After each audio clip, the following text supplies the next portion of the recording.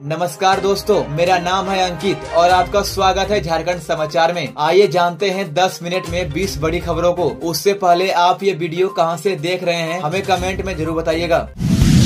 पलामू गढ़वा में करोड़ों का टिकट घोटाला। अब रेलवे हर 15 दिन पर बैंक खातों की कर रहा जांच। धनबाद रेल मंडल में रेलवे टिकट घोटाले के सामने आने के बाद रेल प्रशासन अब पूरी तरह सतर्क मोड में आ गया है। अब हर 15 दिन पर सभी स्टेशनों पर टिकट बिक्री से हुई कमाई और बैंक में जमा की गई राशि का मिलान किया जा रहा है। रेलवे के अधिकारी खुद बैंकों में जाकर जाँच कर रहे हैं कि स्टेशन से जो पैसा जमा हुआ है वो सही है या नहीं। रेलवे टिकट की कमाई को बैंक में जमा करने के लिए अलग अलग एजेंसियां नियुक्त है। ये एजेंसियां अपने लोगों के जरिए पैसा बैंक में जमा करवाती है। लेकिन पलामू, गढ़वा, लातेहार जैसे इलाकों में 2023 में घोटाला हुआ, जब कई बाइकर्स पैसा लेकर गायब हो गए। गढ़वा में टोटल 2 करोड़ 16 लाख रुपए, रमना में 1 लाख रुपए, गढ़वा टाउन में 46 लाख रुपए, बरवाडी में 90 लाख रुपए, पलामू में 12 लाख रुपए। इन सभी जगहों पर फर्जी बैंक वाउचर बनाकर घोटाला किया गया।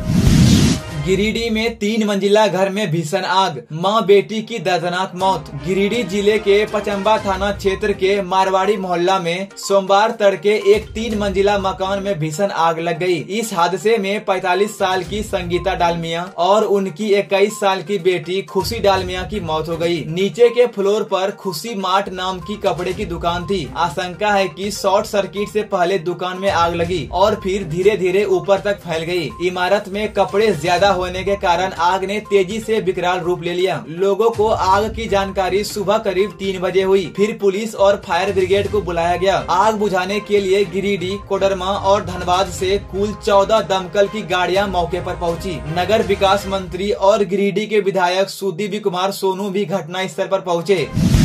भीषण गर्मी से लोग बेहाल, स्कूलों में बच्चे परेशान, पानी के लिए भटक रहे ग्रामीण। भवनाथपुर में अप्रैल महीने में ही गर्मी ने अपना खतरनाक रूप दिखा दिया है। सोमवार को तापमान 43 डिग्री सेल्सियस तक पहुंच गया, जिससे लोग परेशान हैं। स्कूलों के बच्चे, मजदूर, दुकानदार और वाहन चालक सबसे ज्यादा गर्मी से परेशान हो रहे हैं। दोपहर में सूरज की तपीस इतनी तेज हो रही है कि लोग घर से बाहर निकलने से डर रहे हैं। जो लोग जरूरी काम से बाहर निकलते हैं उन्हें लू और हीट स्ट्रोक का खतरा हो रहा है। स्कूलों में ना ठंडे पानी की व्यवस्था है, ना पंखे और कूलर सही से चल रहे हैं। इस कारण कई बच्चों की तबीयत खराब हो रही है। अभिभावक और शिक्षकों ने प्रशासन से मांग की है कि या तो स्कूलों का समय कम किया जाए या फिर गर्मी की छुट्टी जल्दी दिया जाए।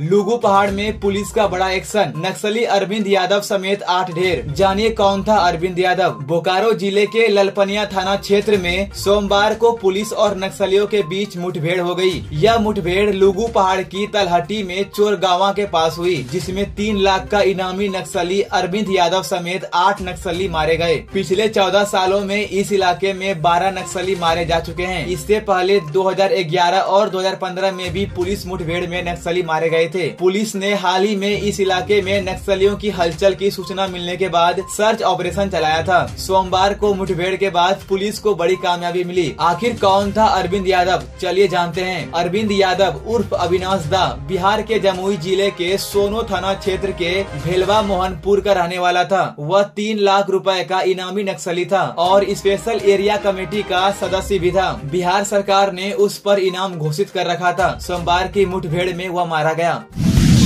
IAS मनीष रंजन के कार्यकाल में हुआ करोड़ों का घोटाला, ईडी की रिपोर्ट में बड़ा खुलासा। झारखंड के पेयजल और स्वच्छता विभाग में करोड़ों की फर्जी निकासी का मामला सामने आया है। ईडी की जांच में पता चला है कि विभाग में अब तक कुल 22 करोड़ 93 लाख रुपए से ज्यादा की फर्जी निकासी की गई है। ईडी ने अपनी रिपोर्ट में बताया कि 2 करोड़ 71 लाख रुपए की फर्जी निकासी जब IAS मनीष रंजन इस विभाग के सचिव थे। रांची के स्वर्ण रेखा डिवीजन के कैशियर संतोष कुमार पर आरोप है कि उसने L&T कंपनी के नाम पर फर्जी ID बनाकर ये पैसे निकाले। FIR 28 दिसंबर 2023 को दर्ज हुई थी और इसके आधार पर ईडी ने जांच शुरू की। संतोष कुमार ने ईडी को बताया कि मार्च 2020 में उसने 16, 18 और 23 तारीख को 2 करोड़ 71 लाख रुपए निकाले थे। टोटल 6 चेक बनाकर पैसे निकाले गए। निकाले गए पैसों को कमीशन के रूप में मंत्री, सचिव और इंजीनियरों को बांटा गया।